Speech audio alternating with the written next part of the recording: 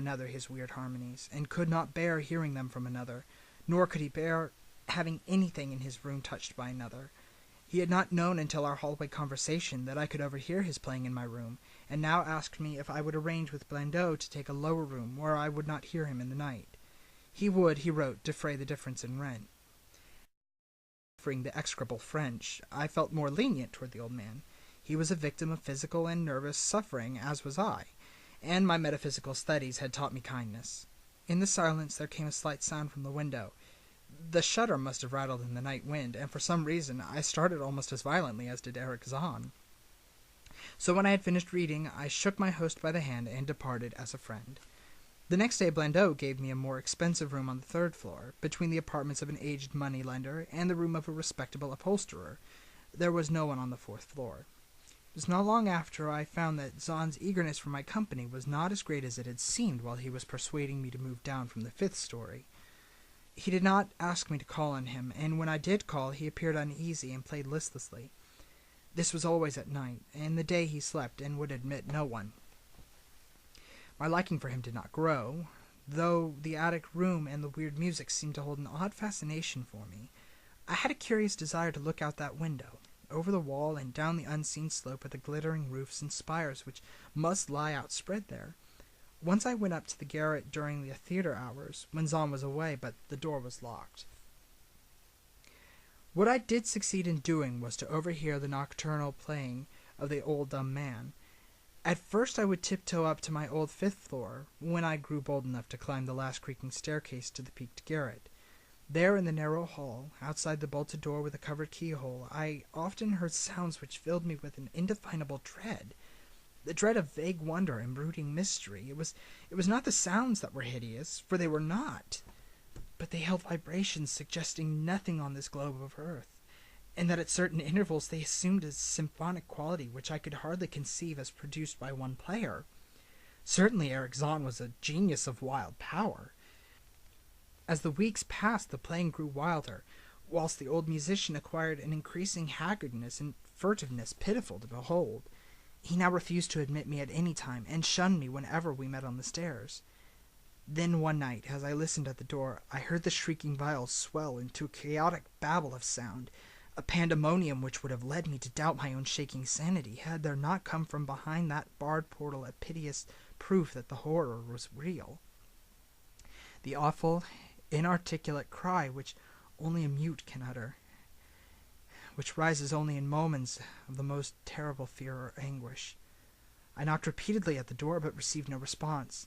Afterward I waited in the black hallway, shivering with cold and fear, till I heard the poor musician's feeble effort to rise from the floor by the aid of a chair.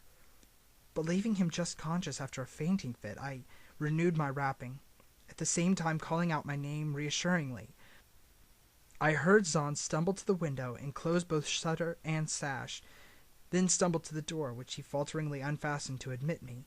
This time his delight at having me present was real, for his distorted face gleamed with relief while he clutched at my coat as a child clutches at its mother's skirts. Shaking pathetically, the old man forced me into a chair whilst he sank into another, beside which his viol and bow lay carelessly on the floor.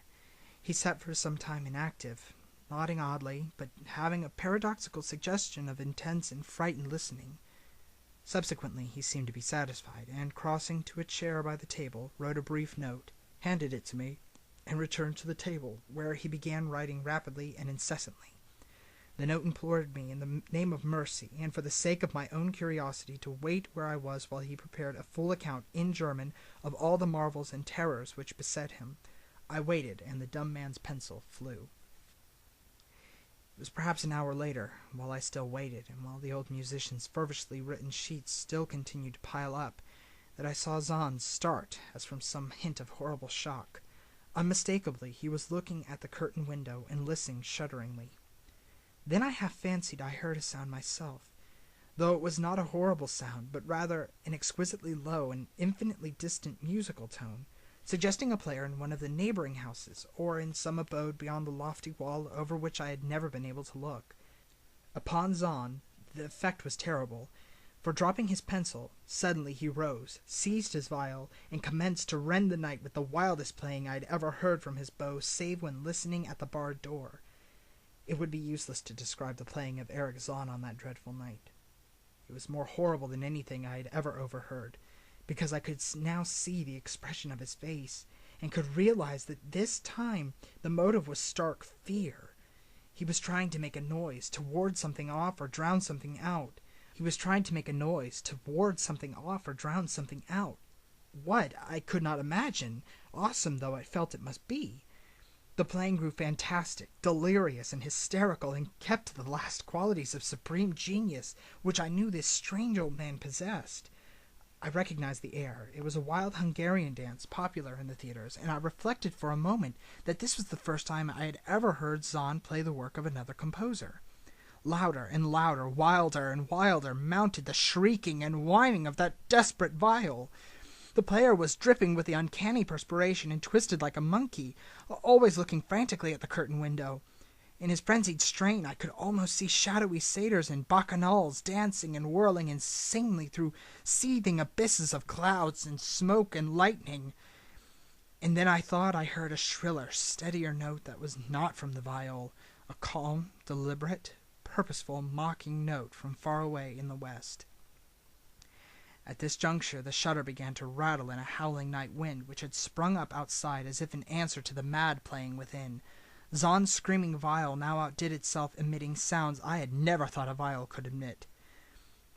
The shutter rattled more furiously, unfastened, and commenced slamming against the window. Then the glass broke shiveringly upon the persistent impacts, and the chill wind rushed in, making the candles sputter and rustling the sheets of paper on the table where Zann had begun to write out his horrible secret. I looked at Zann and saw that he was past conscious observation. His blue eyes were bulging, glassy, and sightless, and the frantic playing had become a blind, mechanical, unrecognizable orgy that no pen could even suggest. A sudden gust, stronger than the others, caught up the manuscript and bore it toward the window. I followed the flying sheets in desperation, but they were gone before I reached the demolished panes. Then I remembered my old wish to gaze from this window, the only window in the Rue d'Arcel from which one might see the slope beyond the wall, and the city outspread beneath. It was very dark, but the city's lights always burned, and I expected to see them there amidst the rain and wind. Yet when I looked from the highest of the all-gabled windows, looked while the candles sputtered and the insane viol howled with the night wind, I saw no city spread below, and no friendly lights gleamed from the remembered streets, but only the blackness of space illimitable, unimagined space, alive with motion and music, and having no semblance of anything on earth. And as I stood there, looking in terror, the wind blew out both the candles in that ancient peaked garret, leaving me in savage and impenetrable darkness, with chaos and pandemonium before me, and the demon madness of that night baying vile behind me. I staggered back in the dark, without the means of striking a light, crashing against the table, overturning a chair, and finally groping my way to the place where the blackness screamed with shocking music. To save myself and Erich Zann, I could at least try, whatever the powers opposed me. Once I thought some chill thing brushed me, and I screamed, but my scream could not be heard above that hideous viol.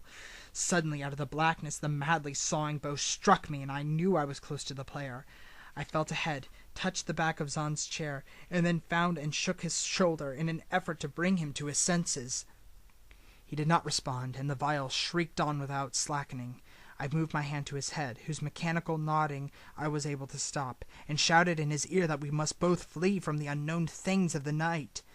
But he neither answered me, nor abated the frenzy of his unutterable music, while all through the garret strange currents of wind seemed to dance in the darkness and babble. When my hand touched his ear, I shuddered, though I knew not why, till I felt the still face, the cold, stiffened, unbreathing face whose glassy eyes bulged uselessly into the void. And then by some miracle, finding the door in the large wooden bolt, I plunged wildly away from that glassy-eyed thing in the dark, and from the ghoulish howling of that accursed viol, whose fury increased even as I plunged. Leaping, floating, flying down those endless stairs through the dark house, racing mindlessly out into the narrow, steep, and ancient street of steps and tottering houses, clattering down steps and over cobbles to the lower streets in the putrid, canyon-walled river, panting across the great, dark bridge to the broader, healthier streets and boulevards we know. All these are terrible impressions that linger with me. And I recall that there was no wind, and that the moon was out, and that all the lights of the city twinkled. Despite my most careful searches and investigations, I have never since been able to find the Rue d'Orsay. But I am not wholly sorry, either for this or for the loss in undreamable abysses of the closely written sheets which alone could have explained the music of Erich Zann.